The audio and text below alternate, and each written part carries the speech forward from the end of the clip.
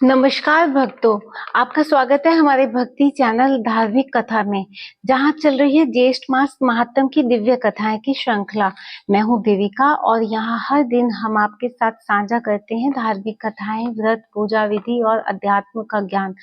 और हर कथा में छुपा है अध्यात्म का सार, भक्ति का संदेश और जीवन को प्रकाशित करने वाला प्रभु का ज्ञान। आज इस दिव्य कथा में के माध्यम से हम जुड़ते हैं उस अनंत शक्ति से जो हमारे जीवन को शांति, प्रेम और विश्वास से भर देती है। तो चलिए आरंभ करते हैं आज की कथा, प्रभु के चरणों में समर्पित एक भक्तिमय यात्रा। आज हम सुनेंगे ज्येष्ठ मास महात्म कथा अध्याय 25 और इस अध्याय के माध्यम से हम जानेंगे कि ज्येष्ठ मास में किए गए विशेष कार्य कैसे परमात्मा की कृपा से आशीर्वाद प्राप्त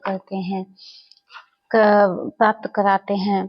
तो आज का विषय, आज की 25वें अध्याय में, जिसमें आप सुनेंगे भक्त गौतम की कथा, कैसे गौतम ने भगवान विष्णु के व्रत और पूजा से अपने जीवन के संकटों को समाप्त किया और कैसे ज्येष्ठ मास व्रत के द्वारा भगवान विष्णु का आशीर्वाद प्राप्त कर उन्होंने अपने जीवन को सुखमय और समृद्ध बनाया। चलिए प्रारंभ करते हैं कथा का। बहुत समय पहले की बात है, एक गांव में एक व्यक्ति रहते थे जिनका नाम था गौतम। गौतम एक बड़े व्यापारी थे, लेकिन उनकी सफलता स्थिर नहीं थी। उन्होंने अनेक व्यापार किए, लेकिन हर बार कुछ न कुछ संकट आ जाता था।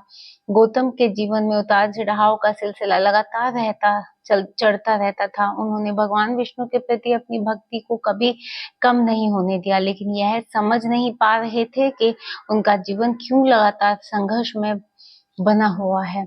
गौतम का विश्वास भगवान विष्णु में गहरा था और वे हमेशा उनका नाम लेते थे और पूजा करते थे। फिर एक दिन गौतम ने सुना कि ज्येष्ठ मास से भगवान विष्णु की पूजा और व्रत विशेष फलदायक होता है।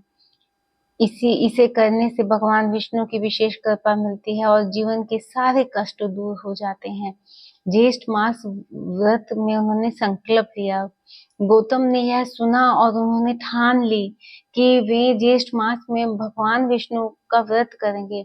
उन्होंने न केवल उपवास करने का संकल्प लिया, बल्कि भगवान के नाम का जप, पवित्र स्नान और ध्यान भी शुरू कर दिया। गौतम ने इस व्रत को पूरी निष्ठा और श्रद्धा से किया और उनका जीवन अब पूरी तरह से भगवान विष्णु के भक्ति में समर्पित हो गया। गौतम का विश्वास और भक्ति दिन प्रतिदिन बढ़ने लगी। वे पूरी तरह से भगवान विष्णु की कृपा पर निर्भर हो गए थे। उन्होंने तय किया कि वे इस व्रत को पूरे महीने भर करेंगे और इस दौरान वे अपने व्यापार से जुड़े सभी कार्यों को भी भगवान के प्रति समर्पित करेंगे। ज्येष्ठ मास के अंत में भगवान विष्णु ने गौतम को दर्शन दिया और भगवान विष्णु ने गौतम को आशीर्वाद देते हुए कहा, गौतम, तुमने इस मास में मेरी पूजा और व्रत पूरी श्रद्धा से की है और मैं अत्यंत प्रसन्न हूँ। तुम्हारे जीवन में जो भी कष्ट थे वे अब समाप्त हो चुके हैं। तुमने मेरी भक्ति से धन और समृद्धि प्राप्त की है और तुम्हारे व्यापार में अब सफलता मिलेगी। तुम्हारे घर में सुख और शांति का वास होगा और तुम्हारी आत्मा को शांति मिलेगी। मैं तुम्हारा जीवन को मंगलमय बनाता हूँ।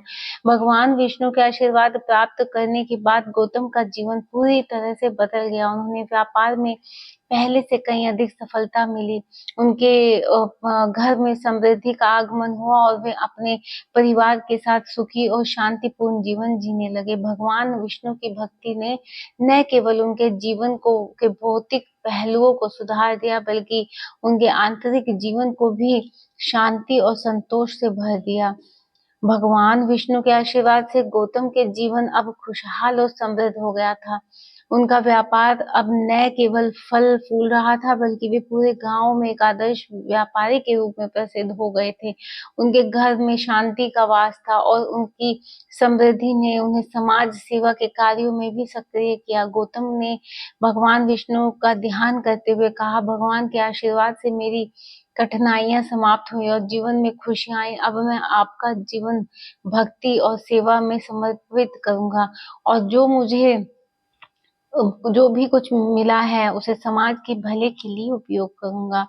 यह कथा हमें सिखाती है भक्ति और निष्ठा से भगवान विष्णु का आशीर्वाद प्राप्त किया जा सकता है और ज्येष्ठ मास व्रत से करने से भगवान विष्णु के आशीर्वाद से जीवन में सुख और समृद्धि प्राप्त होती है। धन और समृद्धि का सही उपयोग समाज सेवा और धर्म के प्रचार में करना चाहिए।